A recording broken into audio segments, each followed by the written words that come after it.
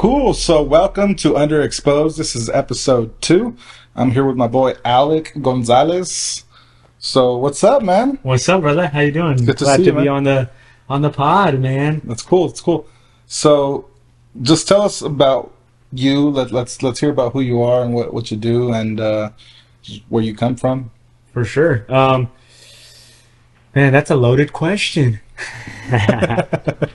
This is exciting. First of all, I just want to thank you for having me on. Thank you, This man. is cool. It's the first time doing something like this, but this is tight, man. Hearing myself, I was telling them earlier, I was like, yo, I feel like I'm about to play a video game or I'm about to do some ASMR. I'm like, Yeah, these mics pick everything up. pick It's new to me everything too. out. But yeah, like you said, my name is Alec. Born and raised in Sacramento. So Cool. yeah, I've been here pretty much my whole life, man. And I'm 26. I got 2 kids. I'm married, boy, and a girl. And life has been good, man. Nice. Life has nice. been sweet recently. Cool. So this episode is my boy here. He's a barber. As you guys can see, my hair is cut. I'm nice and fresh. Trimmed We up. just cut my hair, so you guys are gonna see some clips on that. If not, you will probably already saw some. But Yeah. he does some clean work. Look at me. My wife's on, over look at there that. smiling at me. So, all right. So let's start with the first question. What do you expect your legacy to be? Dude, legacy. Yeah. So, in other words, like when you leave this earth, what do you expect to be remembered as? What do you think your kids will think of you, or what do you wish? Yeah, I mean, man, that's a great question. I think, I mean, first and foremost, I would hope that what I leave behind is impactful, and it crosses over transgenerational. It's not just for my kids, but it's for their kids' kids and their kids' kids. Right? It's something that will run through for a long time. And so that being, I think I would definitely want to leave generosity, unity, and faith. Cool. Yeah.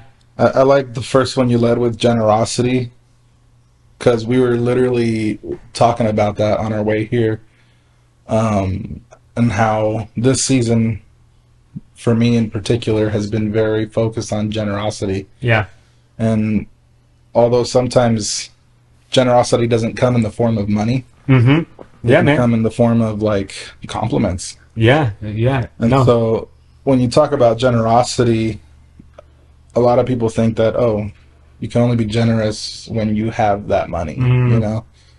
And so I would expect to be remembered as a guy who, even if I didn't have nothing, would give you something. Absolutely, dude. Yeah, dude. And I mean, the rich and the poor man both have a legacy they can leave, right?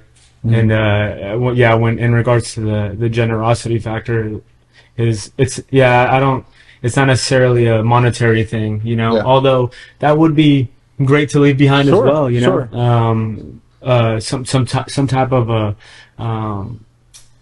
investment and things like that can help them prosper in the Yeah. future. But more so than anything, just being generous in kindness, in compassion and love, generous in a way that they're there for people. They show up for Yeah. people, and they care about people.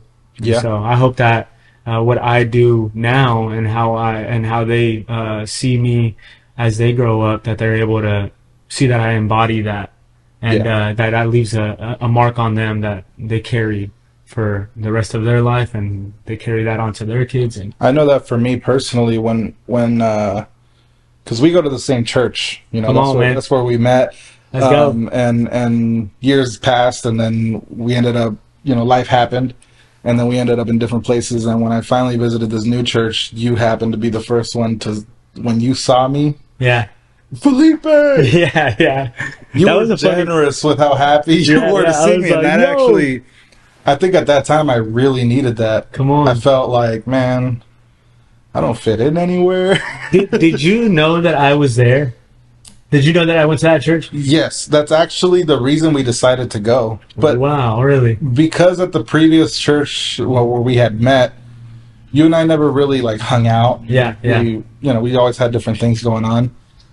I didn't think you would be so happy to see me. I honestly didn't even know if you'd recognize me. What? Dude, there's I no was like, you way. probably won't remember me, but If you've seen Felipe once, you will be able to spot him anyway. I don't Ain't know no how way to you're take missing that. out. Yeah, I don't know how to take that, but for sure. So when you say generosity, dude, I already remember you as a generous person. Mm, Just in the way you are, the way you care, the way you show people love. Like you genuinely care about meeting people. mm. And I Yeah, don't think man. I've met people like that in a long time. Wow. And it's impactful.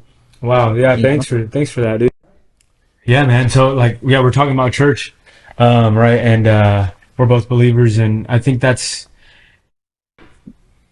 caring, making a good first impression on an individual is very important. I mean, when you show somebody that you care, when you show somebody right off the bat that you have this love for them, even though they don't even know you, like Yeah. you don't know them. I mean, you're embodying the very Jesus that lives within you, right? Yeah. Like you're showing his character, you're showing how he is naturally, right?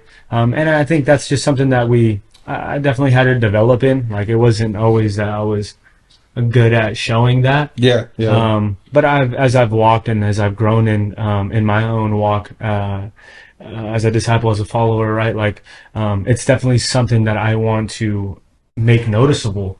I want people to be able to see, through just a simple hey or hello or, a greeting that there's more there than just that, Yeah. Yeah. And so, yeah. And I'm glad that you were able to feel that and Yeah. in your first time visit with us. I was genuinely like, wait a minute, I know that guy. I was like, dude, that's Felipe, and I was out there holding signs, Yeah. Yeah. like Felipe, and I think I even like because it had been a while, I had got you confused. I was asking about your brother, Yeah. Yeah. but I was thinking that your brother was Nemo. Yeah. Yeah. And there's some other guy, right? Yeah, and then after a while, I was like, oh, wait up, that wasn't his brother. Yeah, we resemble a bit. Yeah, I'm not yeah, a gonna lie, little we bit. resemble a bit.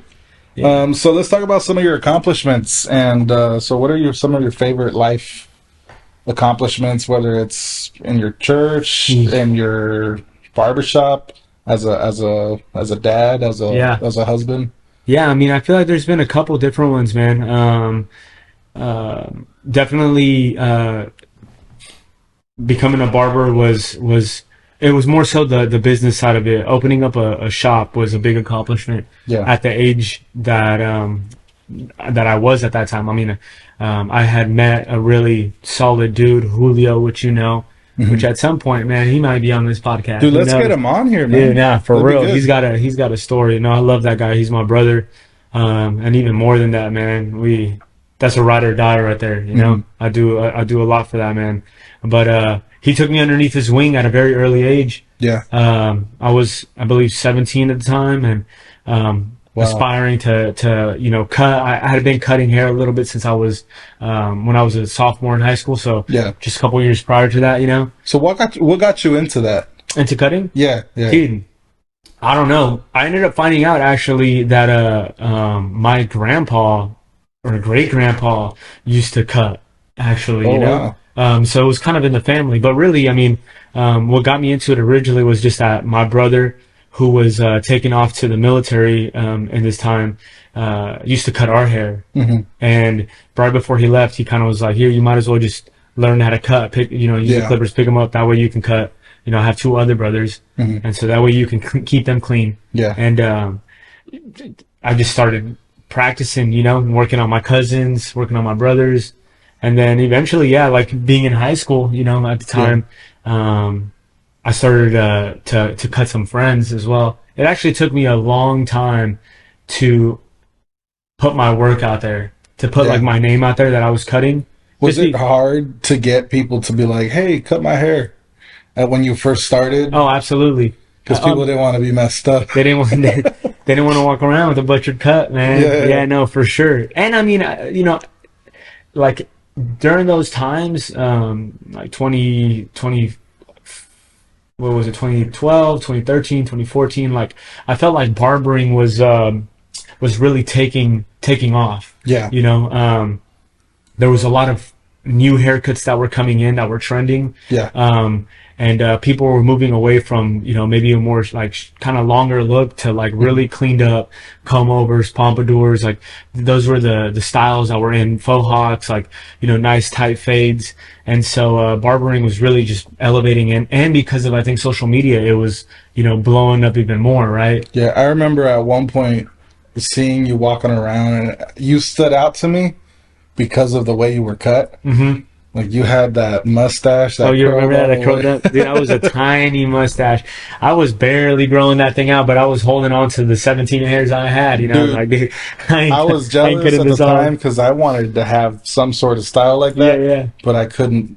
There's no way. The way that you have hair growing out of your freaking eyeballs right now. Well, this was recent. I think when you and I first met, I had nothing. I was clean shaven. Yeah, and at the time, I remember this particular place, they wouldn't let you grow out a beard. Yeah. You had to be clean cut, especially if you were on a certain position. Yeah. And so I remember I really wished I could have facial hair at the time, and dude, I remember seeing that. I was like, man, that guy's cool. He's probably too cool for me to hang out with. No, come on, man, never. Because I grew up a loner. Really? So my parents and my parents would always move because my dad would always get a new job, and he'd always be looking for something better. Yeah. And so every year, or sometimes even twice a year, we'd end up moving to a different part of town or moving to a different city, different location all the time. So for me to make friends was really hard. Yeah. Because by the time I'd start creating a group of people that I could hang out with,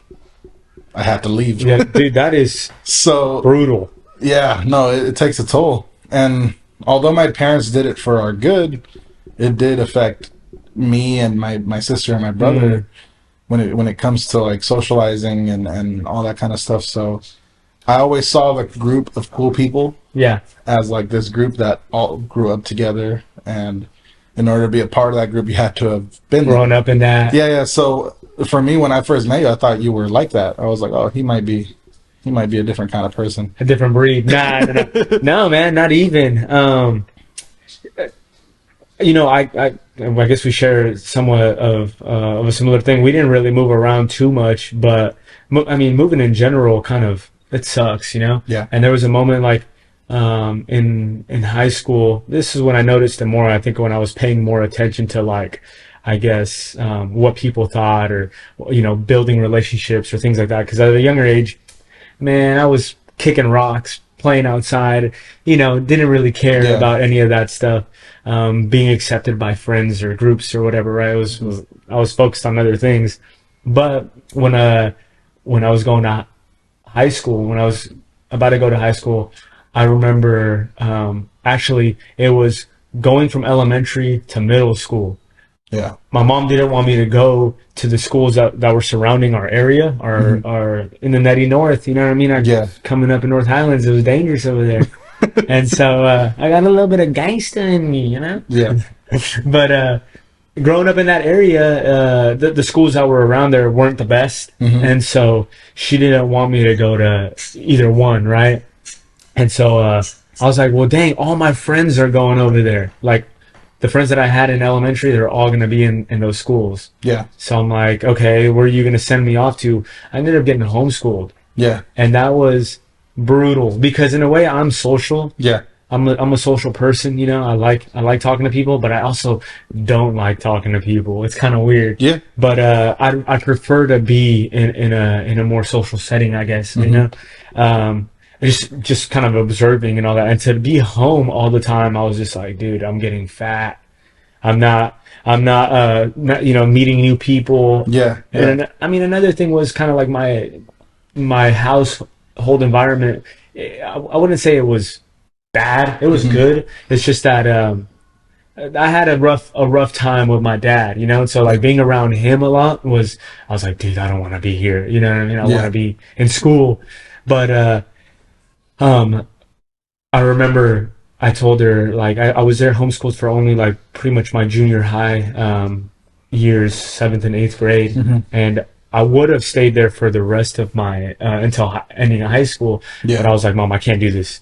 Like I have to go to a regular high school, right? I was like, Yeah. I have to. So moving from elementary to a place where I had no friends to try to develop new friends at homeschool, which I met a couple people just because I had to go to school like once out of the week or something like that, you Hmm. know?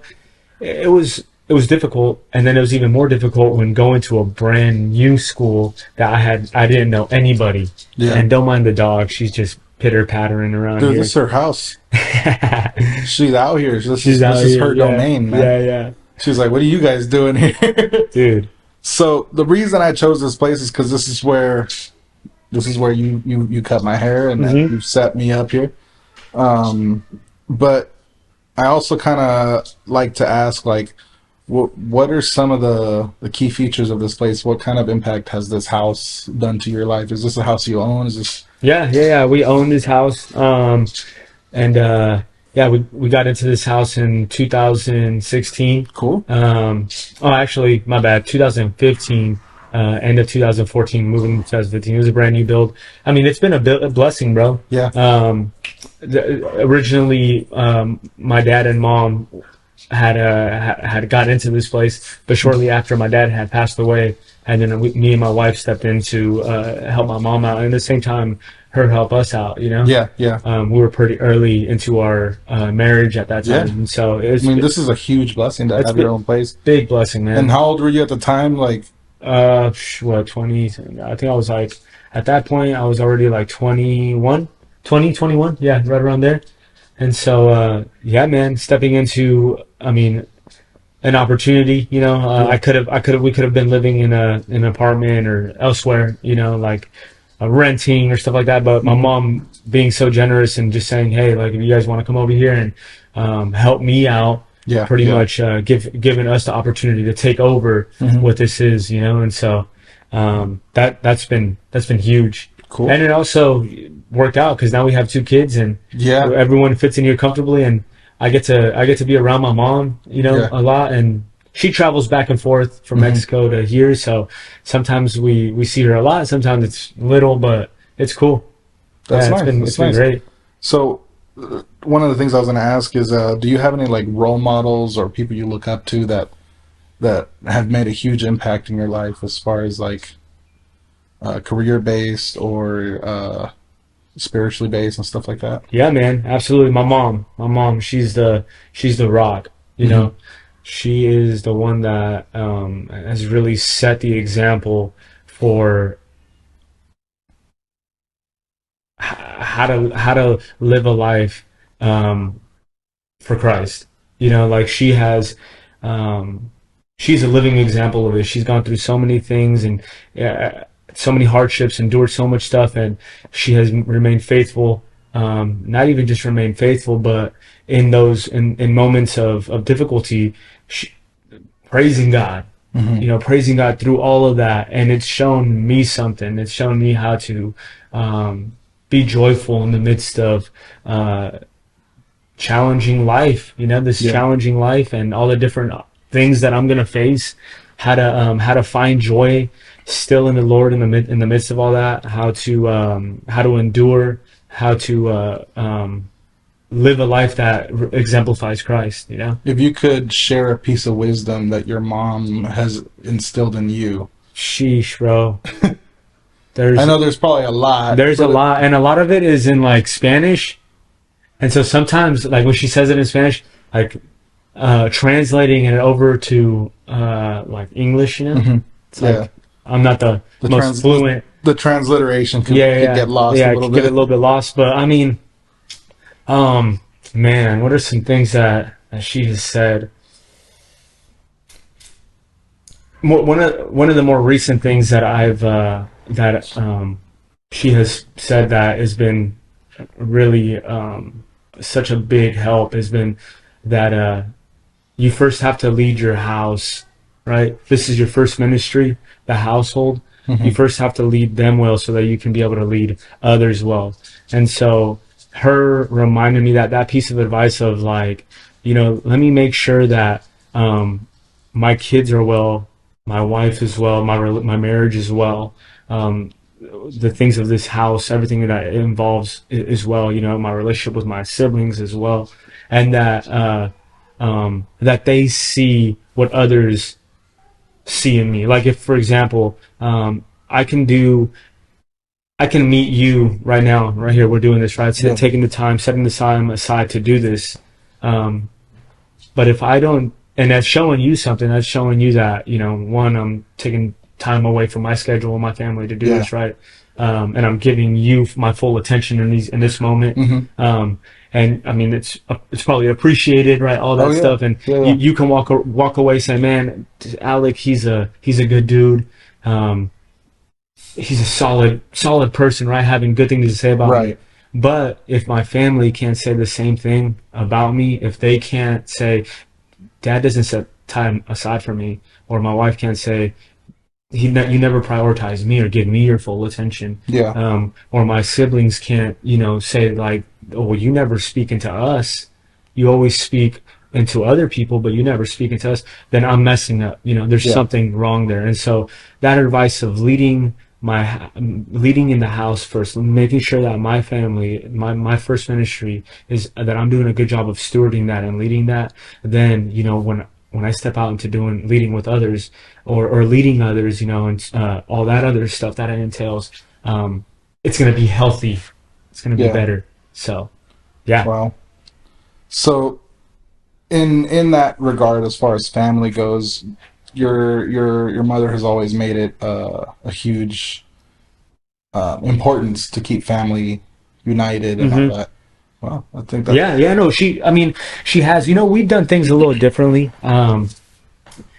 Like, it's funny, bro, that you say that because I think more right now than ever, just being at the age that I'm at, and even my siblings being at that age, at their age is a little bit older. Um, we're starting to do things now that we didn't do back then. Hmm. Like, I remember my mom telling me this. She was saying that she used to gather us all up to pray, right, Yeah. as a family. But as kids, we would always start laughing. We Hmm. would start laughing in the middle of her praying or whatever it is, like if we thought it was a joke or we were busting up with each other. And so for her, it kind of like, in a way, like kind of frustrated her. Yeah. And she was like, man, these kids, they're just, They're not taking it yeah, they're serious. not taking it serious. So she stopped doing Hmm. that, right? And because she stopped doing that, I mean, she still prayed. Yeah. We just didn't pray as a unit Yeah. for years. I mean, for a long time, we've never done that. And right now, with my kids, I want to make that a point to do that. Yeah. But not only with them, I still have the opportunity to do that with my immediate family, like my Hmm. mom and my siblings, because my little brother and my mom stay with me here. Yeah. So like I told her, I'm like, we've never done it, or maybe we did it at a young age and you Hmm. stopped doing it. Why can't we do it now, right? And so we're gonna start doing that again. Hey, let's get together on. I mean, even if it's not every day, but Yeah. like one day out of the week, let's just pray together real quick. And so I know that I want to do that with my family, with my kids now. Yeah. But because I still have her, and I still have my siblings here, alive. I have the opportunity to do that still with them. Cool. So. So now we can talk a little bit more about some of your life experiences. So thank you, first of all, by the way, for sharing a lot about you, Yeah, and man. for just being transparent. Yeah. Um, you you're being very vulnerable with us, and I appreciate that because Oh, yeah. a lot of that is, for me personally, I feel convicted a little bit because I don't have the best relationship with my siblings right now, and Mm. my family, like we all still love each other, but at a distance, Mm-hmm. So seeing somebody who's very family oriented and still cares a lot and cares enough about, reaching out and continuing to kind of fight for your family. And Yeah. even though time has passed and things aren't the same as when you were kids, Yeah. you still make the time to, or make the effort to say, hey, why not do it now? Yeah. And so for me, that's impactful, because I know that's something that I don't do. You know? Yeah. Yeah. I mean, and it's like it passes us by sometimes, Yeah. it just goes over. Like, I think, sometimes we get so caught up in some of the things that we're doing and how we're elevating ourselves that we leave people behind in a way at times, and sometimes for good measure. Like, you definitely have to step away from certain things, right? Yeah. But and certain people, like, that are keeping you bound in a place that that you should be out of, right? Yeah. But I think in maturing and in growing and as you're elevating, you can always look back and say, okay, well, what could I have done differently? Yeah. In that situation, how can I now maybe go back? If it's healthy, Yeah. how can I go back and restore some things there, right? Or help mend some things there. Yeah. I think it's important, bro. Like, that well, forgiveness is a big thing. You Yeah. got to be willing to forgive. I think what makes that part hard for a lot of us, and even for me in particular, is just having to kill my flesh and put my pride away and say, you know what, even though I feel like I didn't do nothing, that's daily, huh? dude. Daily killing the flesh, denying the flesh. That's something it's been really hard. I don't know about you. Some people say it like it's easy, but it's not. No, man, it's not easy because man, your feelings kind of, they're not meant to control you. Yeah. And although you know that, when you're mad, you're not thinking of, are my feelings controlling me right now? Yeah, yeah. You're just, man. Dude. So especially when you come back to these familiar faces and you say, you wronged me, and when the Bible and when God and when all these people and even you're supposed to put that away. Yeah. It already happened. Yeah. It ain't gonna happen again. Yeah. Like, you've already put your parameters. You've already put, your boundaries and stuff. But now to just go out and forgive. Especially even though you didn't do nothing, to say, you know what, I'm not forgiving you because you deserve it, but because I need it. And I think that's one of the hardest things right now. Absolutely, bro. I always, like, what helps me, a good illustration or a good picture is like when Jesus was being taken up onto the cross, and he was just getting slapped up, spit on. I mean, treated horrible, right? He endured the worst of the worst, right? And he's up there and he still is asking for them to be forgiven, for the people around him to be forgiven, the people who are hurting him, right? Yeah. It's like that right there, dude, is so powerful. It's so beautiful, and it helps me. I'm like, dude, I can definitely work on forgiving and letting go. Yeah. If he did it, and if we're striving to be more like him, it's something that we should definitely try to embody and carry. Now, it's not easy. It's definitely not easy. If someone wrongs you and somebody does some pretty, because we're human, Yeah. He was fully human, fully man, but he was God. Yeah. Right? He was able to endure that and still ask for forgiveness for them, right? Yeah. On our hand, it's like, on our side, it's we go through something and we know that we should forgive, but we allow for anger and bitterness to seep in a little bit. We hold on to grudges. We hold on to grudges for sure. And sometimes, we can get out of that right away. Yeah. Other times, we let it simmer and it creates this wall, this barrier of division. It's like when you allow bitterness to seep in and frustration and not forgiving, not letting go of that, you're actually, well, one, you're sinning, but two, you got this wall between you and God. If you can't forgive, what makes you think that? What's I think and I'm gonna butcher this. I probably should have it written down, or memorized. But the scripture that's talking about, forgive because He has forgiven us, right? Like, Right. That's why we forgive, because we have been forgiven. Yeah, I think that's how Jesus taught His disciples to pray: forgive unto others the way, or forgive our. No, and dude, that's so funny. The way that. That's so funny. It's our Father, in heaven, hallowed be Thy name, right? Your kingdom come, Your will be done on earth as it is in heaven. Forgive us, right? It's so crazy. We were just talking about this in the barber shop the other day, with Julio. We were teaching some people, some of our clients. We were teaching them what that scripture actually means. Yeah. And how the order of it is in, and breaking it down, right? Yeah. But I noticed, like, in the middle of reading it, I'm like, that's so crazy that when they asked Jesus, well, how do we pray, that the breakdown that He gave for prayer and the prayer that He gave had forgiveness in it.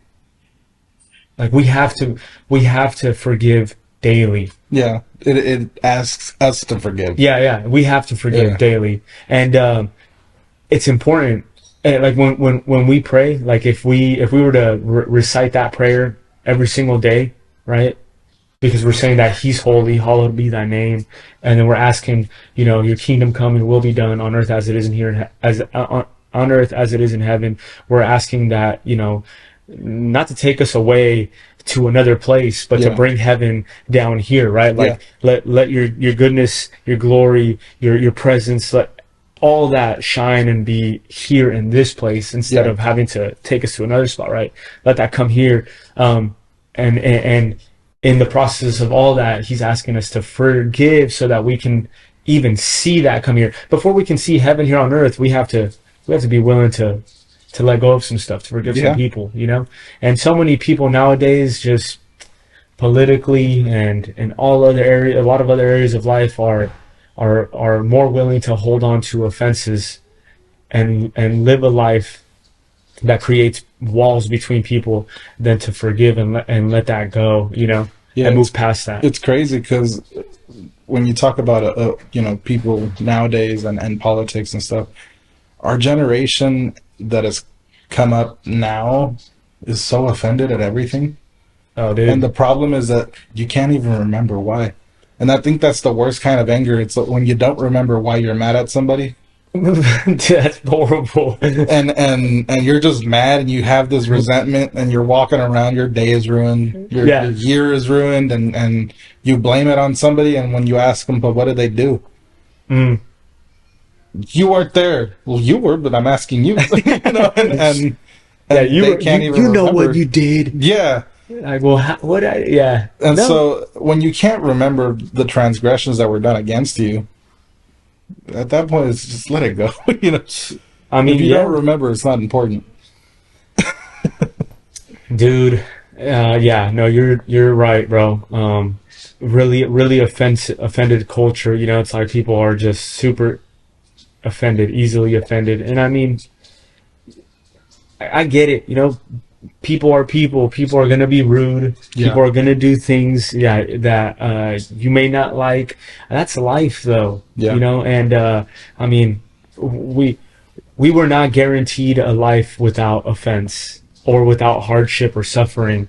Like, actually, to live for Christ, you're gonna be offended. You're gonna suffer. You're gonna go through hard things, right? If He had to go through it, what makes you think we're not going to have to go through it? But the thing is, He overcame everything in the earth, everything in the world. He overcame it all. He's victorious, right? He just came to prove it was possible. It was possible, man. Yeah. And since He lives within us, for those who proclaim His name, who have confessed that He is Lord over their lives, right?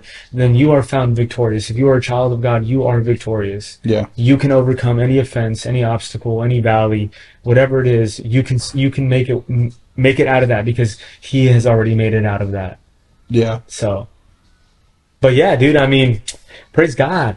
For sure. It's definitely not easy. It's not easy, but that's where having a great community being surrounded by people who can speak into you, and help you through those moments, plays a big role, you know? Yeah. How do you help other people identify the right people to stay around? Because you say, having the right people around is what kind of makes or breaks you in a way, Yeah.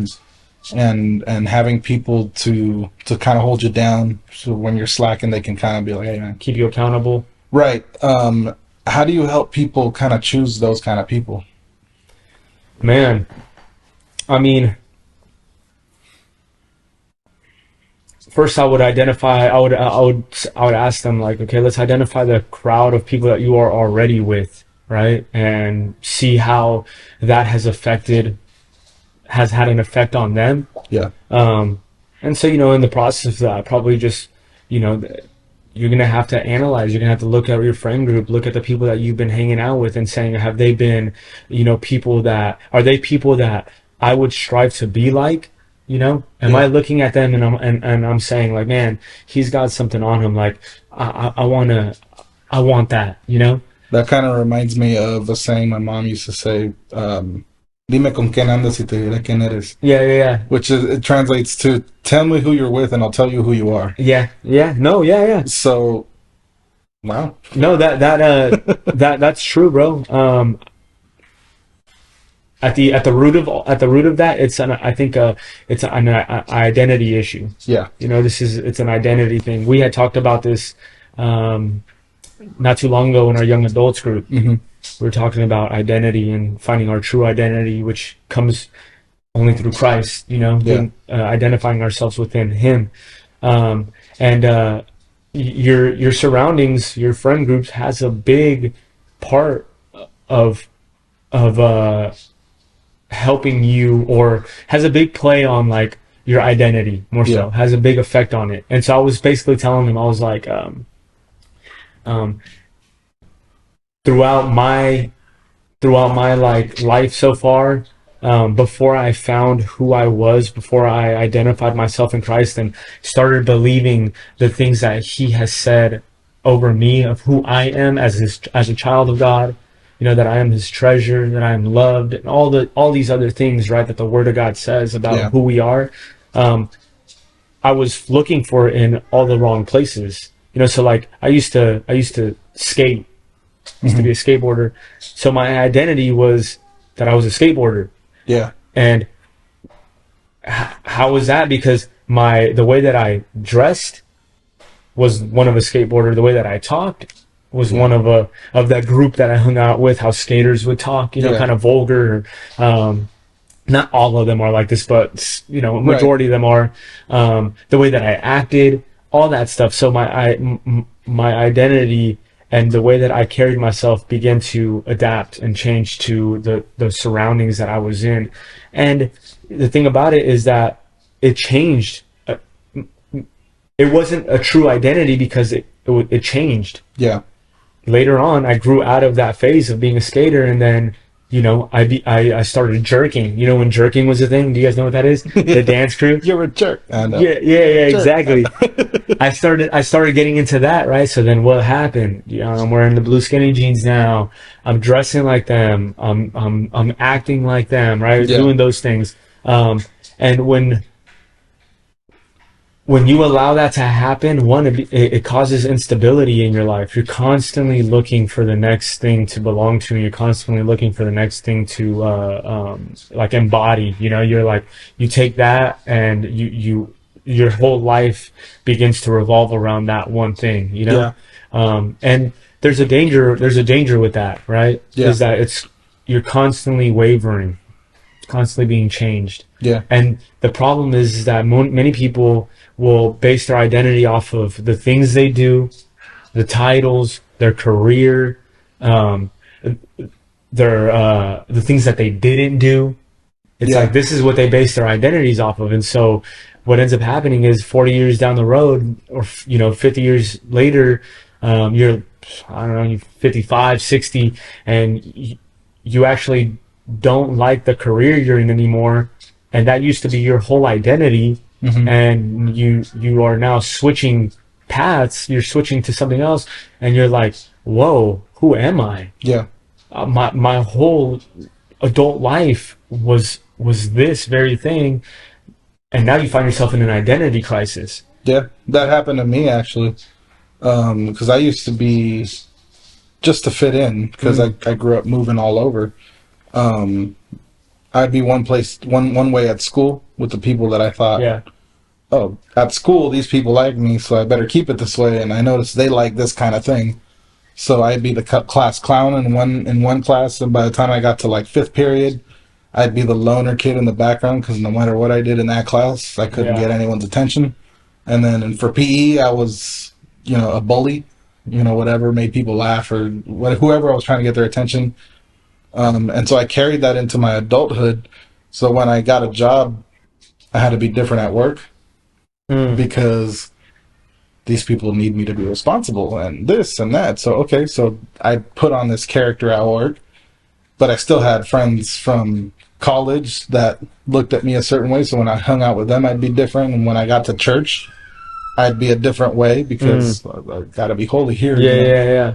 And so it got to a point where by the time I was really trying to look at who I was, I had no clue. Wow. I'm like, which one of these people am I? Yeah. Like, am I the guy at work that cusses all the time and Mm, doesn't give anybody any room to move, or am I the class clown? Am I? yeah. And so then I think during that time I just decided, you know what, I'm gonna be all of them at once, and slowly the people I'm not really feeling comfortable with being, that's gonna start to move out the way. Yeah. And so then I started to mistake being vulgar and what do you call it? When you don't care about how insensitive. I started being really insensitive. And so just because I'm like, I'm just being real. Mm, And so sometimes, yes, you're supposed to be honest, but sometimes you can't just be blatantly honest. Like you got to sugarcoat some stuff because some people are going to get hurt. And yeah, it's not what you say, it's what is that? It's not what you say, it's how you say it. You Yeah. know, all that, like, that matters. Yeah. That definitely matters. I mean, let's be honest. and that's That, when I think that's when I started realizing like all that advice people give out there, as far as like in the secular world, yeah. it's not that it's so wrong. It's just like it's almost right. Mm-hmm. Just be yourself. Yeah. For me, that I found that wasn't what I was supposed to be, because my natural self wants to give in to my flesh. Yeah. Yeah. My That's so natural true. self wants to be lazy, greedy. My natural self wants to be selfish. Yeah. And so then I started to discover, what am I supposed to be then? And I'm supposed to be better than myself. So if I'm ever going to get better at anything, I have to start trying to be better. Yeah. And so it's not that you're being fake, you're just putting in an effort. Yeah. And so I think that's kind of what drove me when you're talking about having an identity crisis. I think I can relate really good to that because No, for sure, bro. And so many people go through that, at all different, it comes at all different times in life, for people. It can be early on, it can be later. Um, and, uh, and even like for myself, like knowing what the word of God says about who we are called to be, his children, Yeah. right? Well, you have to actually see yourself as his child. yeah, You have to actually see him as your father, right? That in itself is very hard. yeah.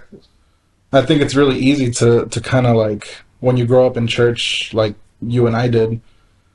It's really easy to like familiarize yourself with church lingo. Yeah, And so when you say things like become a child of God, it's very easy for us to kind of familiarize that or identify or put a label on it mm-hmm. and say that, oh, it's just to be a little extra holy. When that's not what that means. Yeah. It just means you're a literal child of God. And so when someone who's never grown up in church hears that phrase, they're like, oh, well, that gives it a different perspective. Mm-hmm. because they literally relate it to being a child, and especially if you're a parent, you know Yeah. what it's like. I think that's one of the other Mexican phrases I heard growing up of como te ves me vi, como me ves te verás. Like the way you look, I looked, Mm. and the way you see me is the way you'll be. Oh wow. And so the other thing is like you'll never really learn to be a son until you become a father. Mm. You never learn to become a father until you're a grandfather. And so those kinds of things, like, it really puts perspective into things, Yeah. because I think that when you grow up in it, you become kind of numb, Mm. or the church lingo starts to kind of just fly over your head Yeah. because you hear it so much that you're just like, man, I get what that means, or I think I know what that's supposed to mean, but I don't really know how to apply it because I hear it so much and everyone acts a little differently towards it.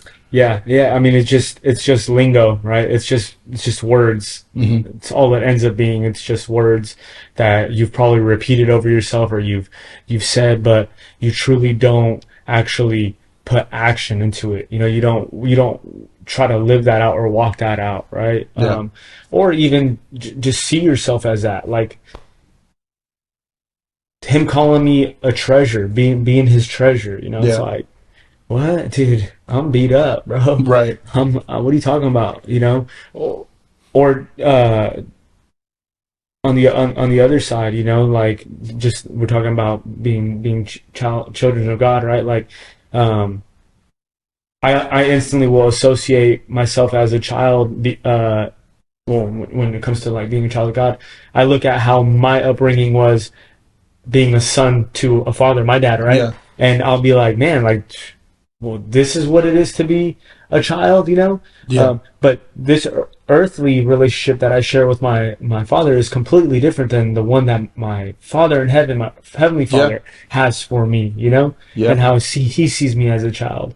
And so it takes a while too to walk in confidence and trust of what he says over you. It Yeah. definitely. I don't know. I mean, for some people, maybe it's instantaneously, but I'm just being real. Like, there's still moments where I don't see myself as those things. Yeah.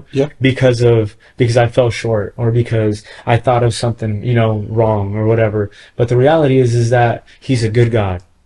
He is a good Father, right? Yeah. He doesn't give us. He won't give us if we're asking for. This is another scripture. If you're asking for food or whatever, if you're asking for food, He's not going to give you stones, right? He's not going to give you Yeah. rocks to chew on. He's going to give you the thing that you need. Nutrition. He's a good Father, right? And so, yeah, man. But you have to grow to trust in what He says about you and what He thinks about you, who you are to Him, right? You have to take that in and really believe it.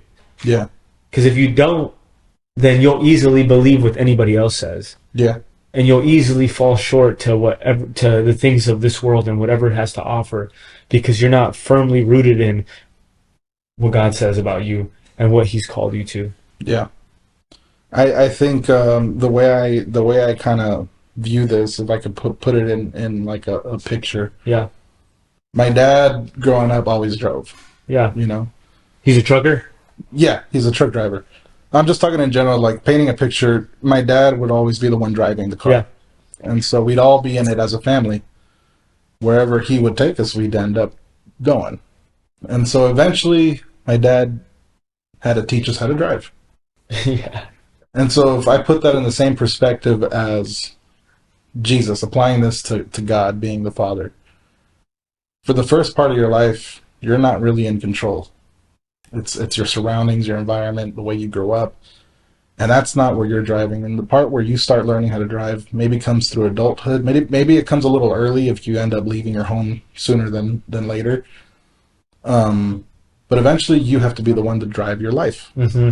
And God, being a good father, will tell you how to do it. Yeah, It's all in the book. yeah, Here's the instruction manual to the vehicle.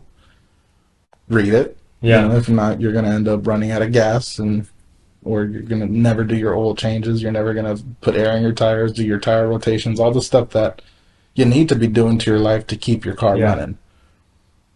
But a lot of us just, oh, thanks. And he wants to get in the car with you to teach you and tell you where to go.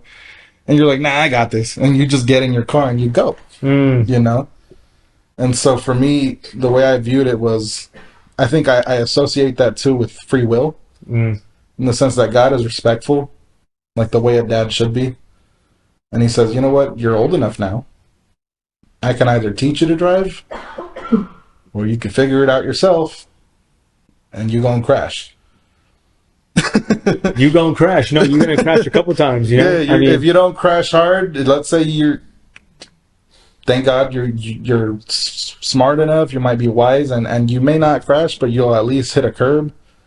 You know, you may scratch your car, you may end up having to call somebody to come give you some gas, or you end up having to learn. Yeah. And so there's no way of avoiding driving this car, you know?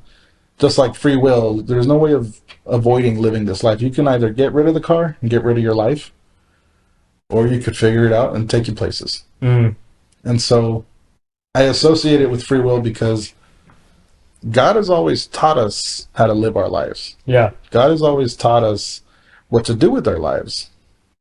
But he still gives us the keys to the car. Yeah. And ultimately, we're in charge of this vehicle. We're in charge of driving. But he also wants us to sit him in that passenger seat. Dude, I don't want him in the passenger seat. I said, Jesus, take the wheel. And he's not going to, because it's your life now. You know, the insurance is under your name. He already drove for you. Yeah. You know, he already wrote the instruction manual. He wrote the laws of the road and all that. And he's got a destination for you, and he's going to try to guide you to that. Yeah. No, yeah, that's so good, man. That's such a great perspective, great illustration, you know. I think, like, even though I have the keys to this car, you know, and you're saying you still have to, you have to make that decision to turn on the car and drive. It's like, you have, for those who were kind of raised in the church, right? Yeah. They grew up going to church and all that. At some point, you have to believe in what you're believing for yourself. Like, you don't just believe in it because, oh, your family raised you in it, your mom brought you up in it, your dad, or whatever it is, right? There comes a point where you have to make that your faith.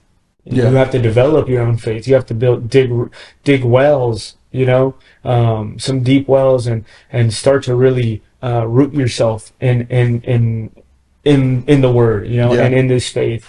And for me, that was a long process, you know, where, like, for a long time I was walking as a believer, right? Like, calling myself that, thinking I was living that out, but not really, man. It was just something that I was carrying because, you know, I was brought up in it. And it didn't happen until, like, I truly was like, yo, what do I actually even believe? You know, I've heard of all these things, heard about Jesus, I was raised in it, you know, hearing about it, but I don't feel like it's mine. I don't feel like it's something that I can fully say, like, yeah, I truly believe in this, right? Yeah. And so I had to start stepping into that. I had to start developing my own faith, right? Digging my own well, in the process of that, like, I've learned that, okay, Jesus, like, you gave me the keys to this vehicle, like, you gave me full ability to drive this thing, to live my life right. At the end of the day, I get to choose whether I live for you or not. I get to choose that. I choose to live for you. And in the process of living for you, I choose I say, God, go before me, because I don't know if in that path, when I'm going, you know, I might try to veer off, right? But go before me, be beside me, be inside of me, and lead me. And almost in a way, it's, you deny the flesh and you surrender to him daily. I think there's a daily surrender that has to happen. Because every single day that we wake up, every single day that we have the ability to think thoughts, right, and just ponder stuff and whatever, you give an opportunity to you give this opportunity to, like, how do I want to say this? I Like, think of it. I think of it like this. When you say surrender daily, yeah, I think of it as you have to also remember to keep him in the vehicle. absolutely, You can't absolutely. just drive off without him, because then you're not gonna know where to go. Yeah, yeah. No, I'm his Uber driver. Right, right. Yeah, And I'm his Uber. ultimately he knows best. And so when it comes to, like, you start to live your own life, and you start to veer off into a different direction, Yeah, that's where God will call you to repent, which literally means to turn. yeah, yeah. 180, man. And so God will be like, bust the Yui over here. Yeah, You know, and, absolutely. and you can be like, you know what, let me just stop at this liquor store real quick. And by the time you want to bust that Yui, that road has been blocked off. Yeah. And now you got to go a whole different route you didn't have to go through. Sometimes 'Cause- that's, he does that to teach us something, though. yeah, It's always, we're always learning, and we're always he's always wanting to stretch us and grow us. And yeah, whether it's facing an obstacle, or going into a valley, coming out of a valley, he's trying to teach us and grow us in the midst of yeah. all that. But if we don't see it as that, if we just see it as punishment, right? If we then then we almost we take our eyes off of him and how good he is, and we start to focus He's on like all the the problems. best GPS. He's the best GPS, bro. Because he's gonna be like, you know what? I know you think going straight will get you there faster, but there's a car crash up ahead, Mm. and if you keep going, you're gonna get into that car crash. Yeah, man. No, yeah, for sure. And you So end we're up having like, to. but it's so easy. I could just make this business investment right here. And God is like, I know it's so easy, but it's gonna be a car crash later. Yeah, no, yeah, dude. You know, Or it's and like that this position to get hired into, like, it opened up right away. It seems great, right? Like, there's this new position. yeah, I'm gonna take it. It's the first door that's open. yeah, But not every open door is a God opportunity, and you have to be you have to be in a place where you're able to discern, and also seek God and say, okay, well, if that's not for me, close it. As appealing as it is, yeah, as nice as it sounds, the hours are flexible. I can play golf all I want, yeah, with his job. Um, it's not the thing that God wants for you, yeah, and having to let that slide by to go a different route that might take you longer, or might be a little bit different, but in the end you learned something very valuable and you grew. It's going to be better for you, yeah. but no, that's good. Dude, it's good stuff, man. Yeah, that's like my favorite analogy to go to when it comes to trying to help people understand how you're leading God, or how you're letting God lead you. Yeah, yeah, yeah.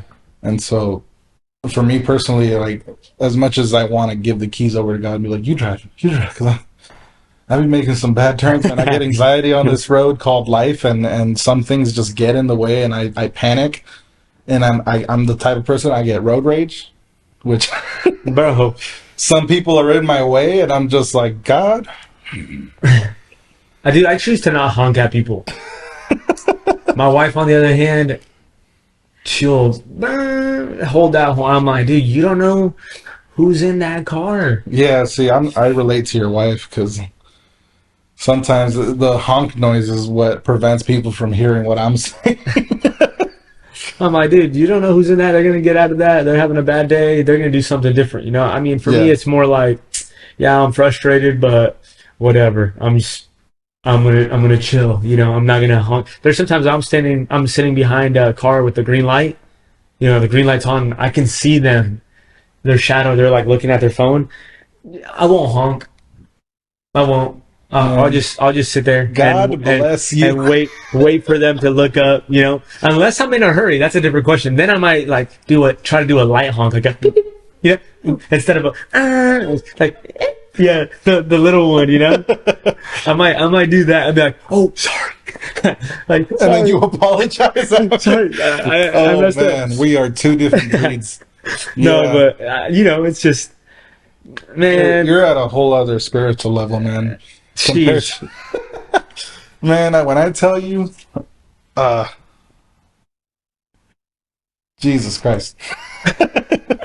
I get really irritated, mainly because of how I am. This is my problem. It's Yeah. not theirs. And I know that it just comes up because I'm in this vehicle and they can't hear or see Yeah, me. yeah, So if this was like a in-person interaction, in person I'm way different. People bump into me in the streets all the time and I'm like, oh, sorry for you bumping into me. I'm sorry. You know, and then in the road I'm like, ah, yeah. get out the beep beep beep. This guy. You know, and Yeah, it just, yeah, I'm different. that's so funny. Yeah, But man. I mean, everyone deals with that differently, you know. for I sure. choose to not let things try to bother me so much. But I mean, hey, there's moments, man. Like I said, when you're running a little late, I'm just like, come on, dude, like get Yeah. out of the That I way. can relate to. Yeah, like, The dude, let's problem is that go. sometimes I'm early and I have no reason to be And you're rushing, and I'm just, still with this like pent up anger or yeah. something. God'll deal with No, me. he is. I think he's gonna deal with you. We'll be praying for that, man. I don't ever want to be behind you or in front Yeah, of you in a light, you know, because I yeah, might forget sometimes, and sometimes I'm the one that's like people are honking at, and I'm just like, oh snap, my bad. All right, yeah. See, different people, man. Different. it's all good. All right. So, is being a barber something you always wanted to be as a child, or for me personally, I always wanted to be a fireman. Okay. And I remember my mom had all kinds of fire trucks and little action figures with the yellow suit and Yeah, hat yeah, and all that. And I always thought I'm gonna be a fireman one day. And then I got burned. yeah. And you're like, no, I'm good. Mm, Make that man. yeah, Yeah. No, yeah, dude. I mean, I don't think so. I know one thing. I always wanted to be like my own boss. yeah. That's for sure. But Oh, for dude, sure. I was an aspiring soccer player. Yeah, That's what I was doing. I was playing soccer a lot. Got a chance to play college ball for a little bit, and yeah, I was like, this was the dream, you yeah, know, doing that. But I think in the middle of playing college ball and having this opportunity to step into um, opening up a business, being a part of the of opening up a business, being the barbershop, yeah, because I had already been cutting for some time. I said, you know what, like I'm gonna choose to do this, you know, yeah, and at the end of the day, man, it was a God thing. yeah, It was really a God thing. Being, you know, that I met Julio, and we were both really young in our development, like our faith. You know, Julio had just had just given his life to the Lord a couple yeah. months before I met him. You know, he was raised Catholic Hmm. and had a crazy story, had a crazy encounter, gave his life to the Lord, and now he's on fire, passionate about just sharing about what God did in his life, you Yeah, know? And so I remember one of the first times that I walked into to get a cut by him, because before I was a barber, I was going to him, you know, to get haircuts. yeah, And yeah, he shared his testimony with me. You know, I was like a first time client, and he shared it all, and I was like, I left that place and I was like, what did this man just say? He was doing cocaine and all types of drugs, right? All types of crazy stuff. He yeah, had this demonic spirits that were attacking him. yeah, Crazy testimony. I mean, growing up in the church, I know all that stuff is legit, you know. yeah, But I remember going into. My mom was still driving me at that time, by the yeah. way. Not proud of that, but It's cool. 17 years old, 18 years old. You know, I didn't have a car. But anyways, she was driving me, and I remember I told her, I was like, "Mom, you know, my barber just told me all this stuff." And she's like, "Well, what did you say?" I was like, "Well, nothing. I thought he was crazy, to be honest." I Yeah, was like, I thought he was on cocaine then in that moment, you yeah, know? I was like, I thought he was tripping, but it was real. It was real yeah, stuff. And so then the next time that I met up with him, I was 17 at the time. You know, I'm starting to share a little bit of what I know. This is the place where I started to develop like my faith, yeah, and not necessarily what other people had just said or what yeah, I've heard. Right, I was developing my faith, and so I was being able to share about what I was learning. You know, and so the reason why I decided to come alongside him and and do this business was because I knew that I was going to grow in my relationship with God. He was going to grow in his relationship with God. And he early on had a vision for what the shop would look like. Yeah. It was a place of ministry, a Yeah. place to, because being behind a barber chair, you get 45, 35 minutes with a client. Yeah. And in that time, there's a good possibility that, over time you get to know that person, you develop a relationship, they open up, and you can speak into them. You can Yeah. speak you can share the gospel with them, right?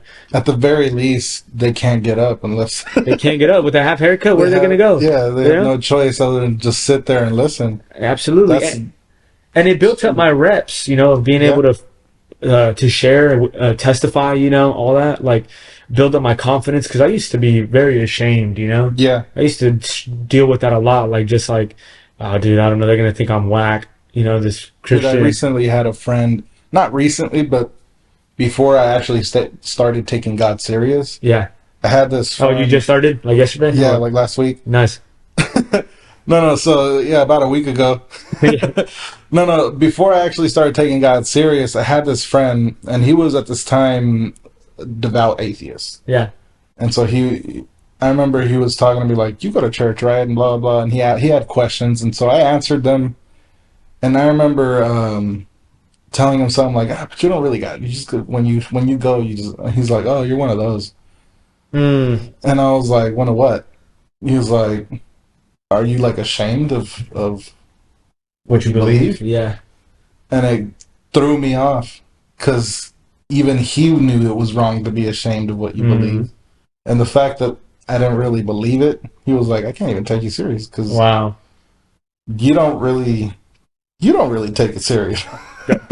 And so at the time I was like, I mean, I do. It's just, and as much as I wanted to lie to him and myself, like, man, He's got a point. Am I ashamed of Yeah. the gospel? Like, I had to like, this is what it's like to deny God. Wow. Like Peter. Yeah. No, yeah, man. I mean, so all I needed was that rooster to just, like, and for me it was like, man, okay, so I gotta believe something. yeah. And I was like, I'm either gonna believe God or I'm not. I think I was like,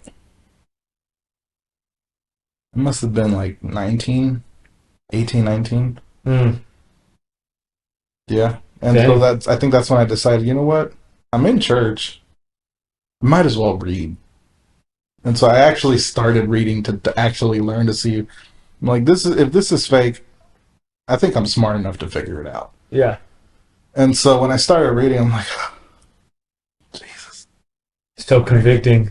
So true. Okay, maybe later. And I just kept reading. I'm like, okay. About halfway through the book, I'm like, I got some pain in my chest. I'm not going to cry. And I just kept reading. By the time I couldn't even get to Revelations because I was just so convicted. Like, dude. man. No, yeah, man. The truth will set you free, right? Yeah. It's like that thing is gonna penetrate. As soon as you open it up, the word will never come back void. It's always gonna leave a mark. It's always gonna teach you something, and you have to be open. You have to be willing to receive. Yeah. You have to be So for me, open-hearted for it. I had read the book already. Yeah. I grew up in it. I was told you got to memorize a scripture every day, and at the end of the day, my mom would be like, "Give me your scripture." And it's funny enough that now I don't remember any of them, but I have them all drilled. I know what the book says, and I can tell if what you're saying is real because I've read it. Yeah. But the memorization part of it wasn't actually important. Because God will bring it up in your mind when you need it. And yeah, so you definitely want to store it up, right? Yeah. Store it up. So for me, it was like I had already read the book, but I had never read it with the intent of actually learning. And so you have to read it not with the intent of proving it wrong, because even Satanists read the Bible. Yeah. Yeah, man. Atheists read the Bible. A real atheist has to have read the Bible in order to say that they're really atheists. Because you can't just say you're atheist without having said, well, I looked into everything else. And nothing makes sense. Yeah.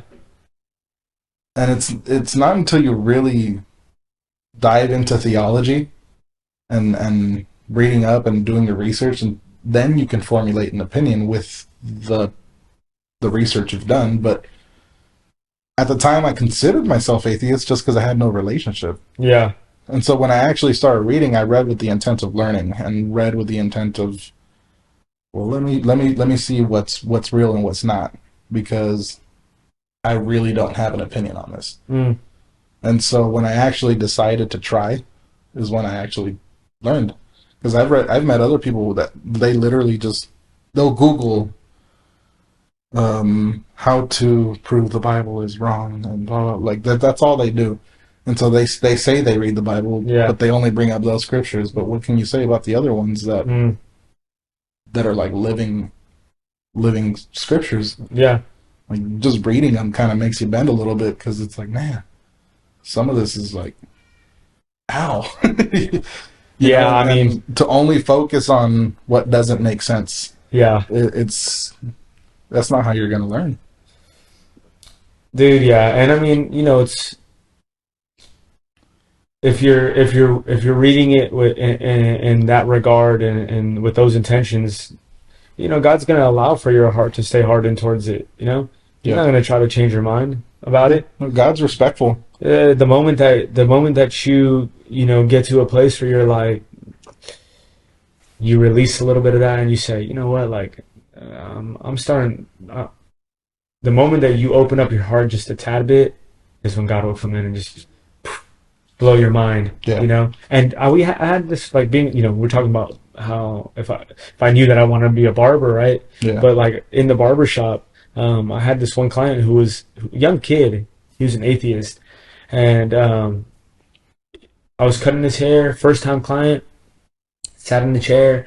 We're just talking. In the shop we had a board that had a scripture written on it, like a verse of the week.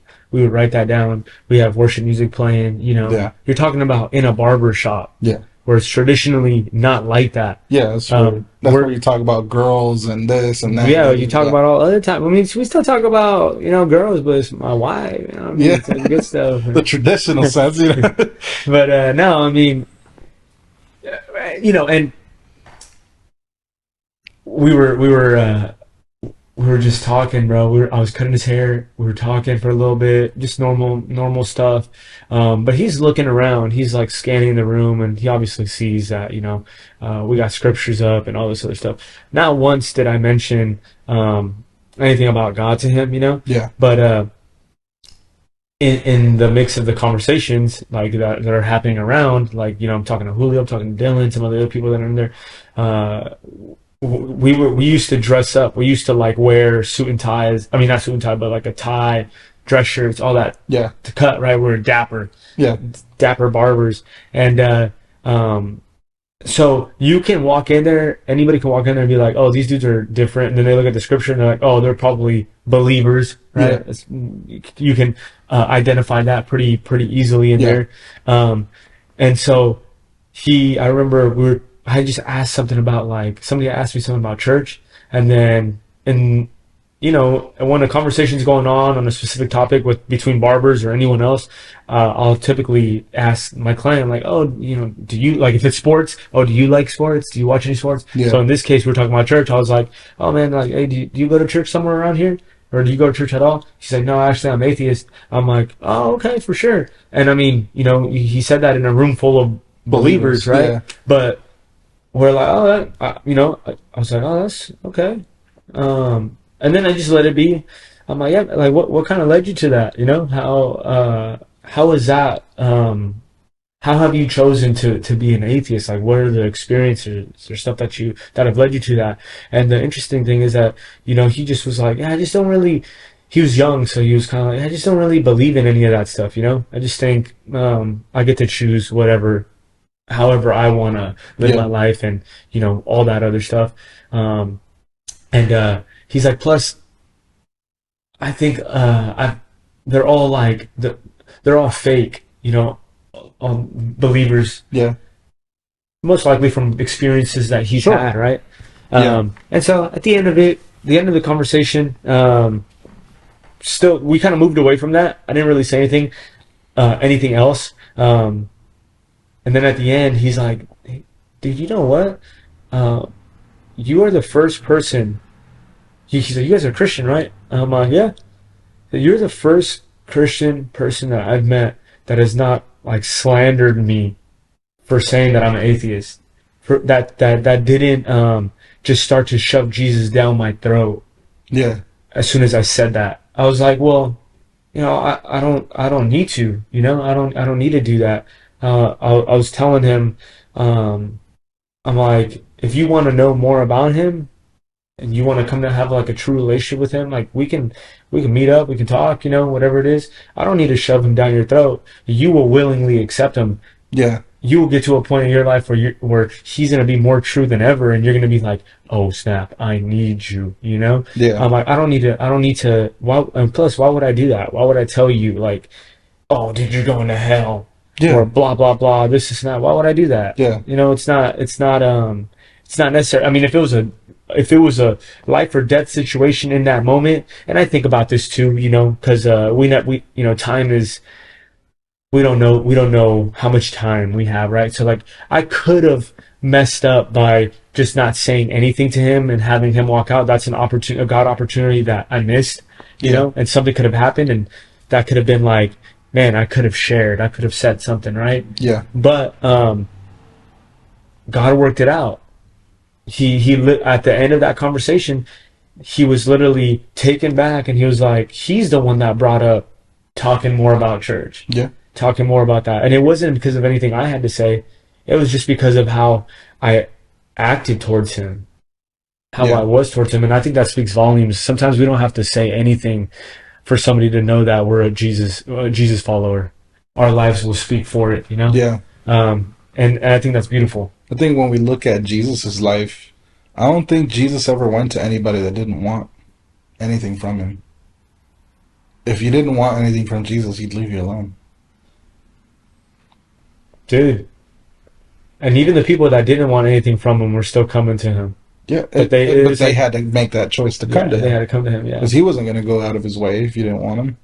Yeah. I mean, think about it. He had 3.5 years in ministry, Yeah, um, where he was like, I know I know why I'm here. yeah. And he did exactly what he came to do. He didn't veer off when he didn't need He to. went to the places that were looking for answers. Yeah. He went and preached at the synagogues. He wasn't out preaching Yeah, to he the was other hanging with the religions. outcasts, man, the Yeah, I sinners, all mean, those.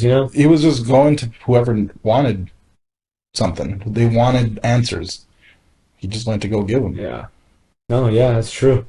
And so I find it really interesting. For me, one of the things that when it comes to atheists and when they say that I just don't believe all that stuff, one of the questions that I hear a lot is like, then why do bad things happen to good people? And why is there so much evil? There's a God, blah blah. And I think that that's one of the easiest answers for you to think that if God is real, no evil should exist. Mm. It's kind of like thinking you don't exist because you know what's good and you know what's bad. So why do you make bad decisions? And Mm. so when people ask like the why do bad things happen to good people, for me it's very simple. It's like I'm sure you've probably heard the barbershop analogy when there's a story of this barber who is talking to about Jesus to his client, and his client's like, I don't believe in Jesus, he doesn't exist, and God's not real. Mm. And when this no it was I butchered the story already. It was this pastor who was getting his hair cut Yeah. by this atheist barber. Yeah, yeah. And so this pastor tells him, I'm a pastor, blah, blah. And the barber straight up just told him, I don't believe in all that. Yeah, Because yeah. if God was real, there wouldn't be any evil in the world. Mm. And so when the pastor leaves, he can't let that go. Mm-hmm. And so he sees a homeless guy, and he's all hairy, just big beard, long hair. And so this pastor brings in this homeless guy into the barber shop, and he tells the barber, barbers don't exist either then. And the barber's like, what are you talking about? I'm right here. And he's like, then why is there so many hairy people in the world? He's like, because they just don't come to me. He's like, that's the same reason there's evil in the world. None of them go to God. Mm. And so to say that God's not real because there's so much evil, but he's respectful enough to give you free will to choose from good and evil. God's real. You just gotta No, go to dude, him. that's a loaded it's like a loaded thought, loaded Yeah. question for sure. That's something to unpack, to go even like shoot, man. That's probably second podcast type material right there, where we're going over that for sure, because that one is it's a big question that a lot of people have right now. It's being that we're living in a time where evil's more evident than ever. We're Yeah. seeing it. We're seeing the enemy, the devil, do his work. Like Yeah. more evident. It's more evident. It's evident, that the enemy is lurking, man. He's showing out. There's a lot of darkness that's covering the face of this earth right now. And he's not hiding from the enemy's not hiding. He's showing up on social media. He's showing up on TV. He's all over the place, man. And I think more people are that's why this question of like, man, how can there be a God if there's evil that exists, right? Or is that's what you had said earlier, right? Yeah. Yeah. That's why it's arising. That question is arising, because of all the evil, because of all the bad things that are happening, and I, I, breaking that down, like breaking that question down, like I mean, to us, to people, it may be as believers, it might be easy to break down and understanding like that. No, actually, evil means that there is a God, Yeah. Yeah. because it shows that there's something that we need to be saved from, rescued from, delivered from, Yeah. right, redeemed from.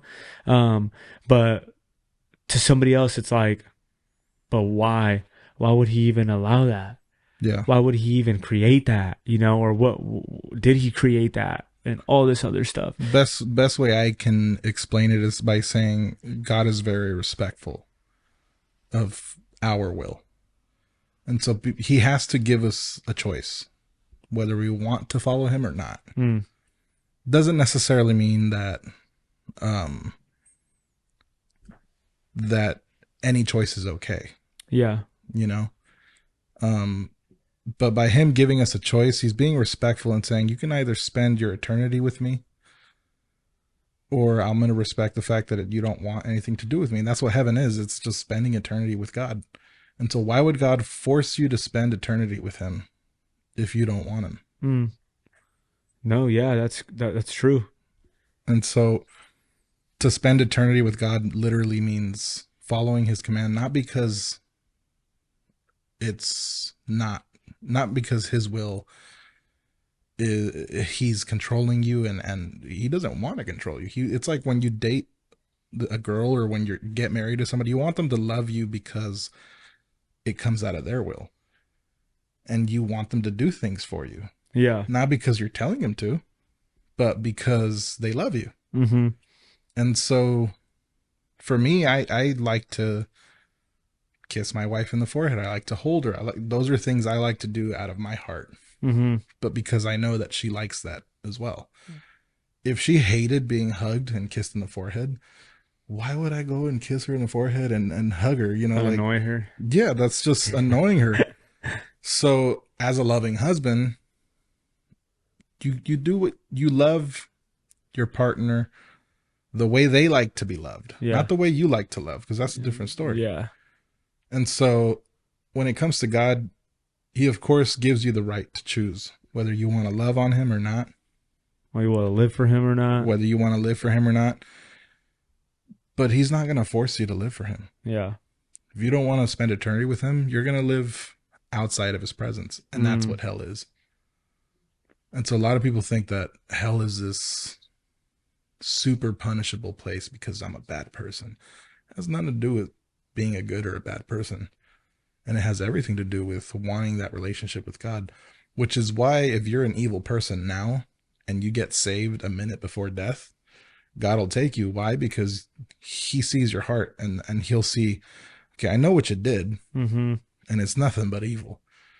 But your heart says that you really want to live for me. And so he'll give you that opportunity. And the fact that you genuinely choose to die to yourself, even if it means dying and in reality, Yeah.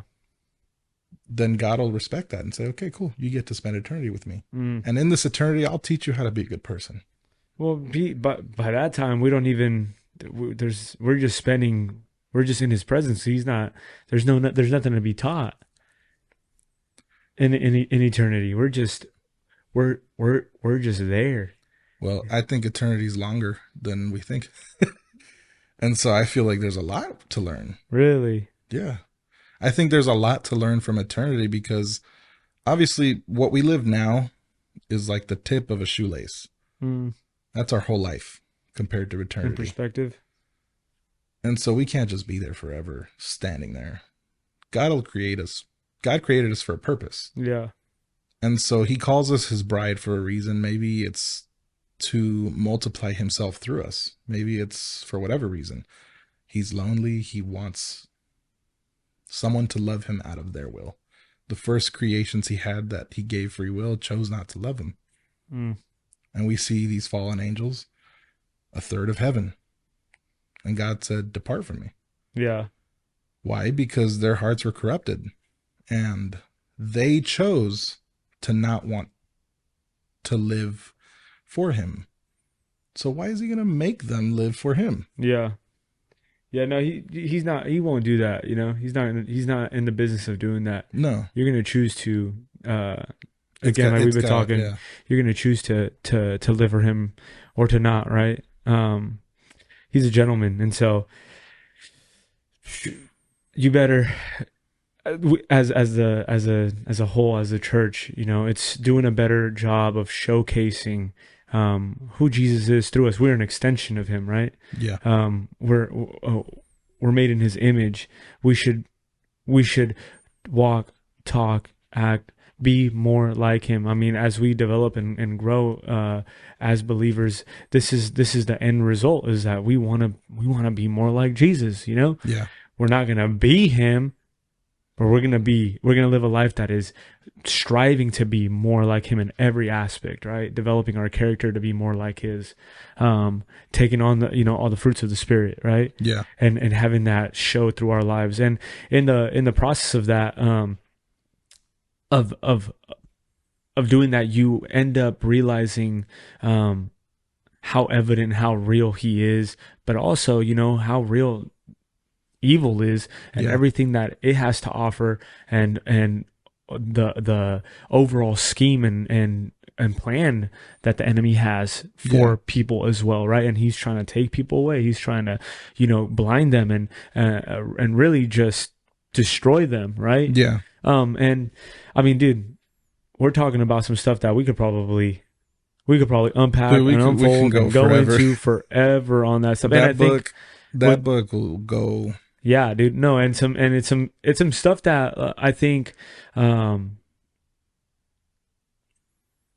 will bring some insight. I think with some proper preparation of bringing up some scriptures, really diving into like a segment of that. Yeah. I think actually that'd be real insightful for a lot of people. Yeah. And I think we could probably shoot, I'd be down if invited again, do a segment like that. You're not getting invited. No, I'm not gonna be on here no more. No, this was good. I really let's do this again. There's some technical difficulties that we've had in this episode. It's all good though. But it's fine. It's going up anyways. Yeah. Whether it's flawed or not, forget it. I ain't doing this for nobody. Yeah, exactly. I'm doing this for God. Yeah. And I'm doing this for me because I'm learning. Yeah. And that's the whole, what I really was going to name this podcast before I chose Underexposed.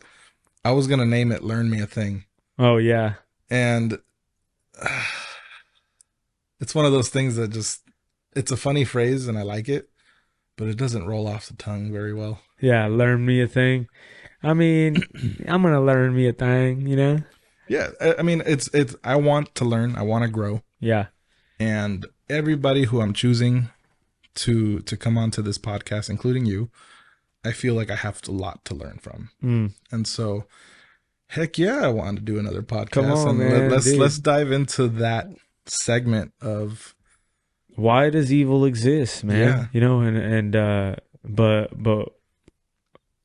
the good will always prevail, you know? Yeah. And it'll always outshine the darkness and the evil Let's that is do it, here, man. you know? So like we, you know, again, I'm like already starting to want to talk about more about it, but no, Well, I mean, it's getting late, so let's go ahead and wrap this up. yeah. We're gonna go ahead and go over how can people find you. What do you got going on? Sheesh, man. Do you guys want to find me? Anybody want to look for me?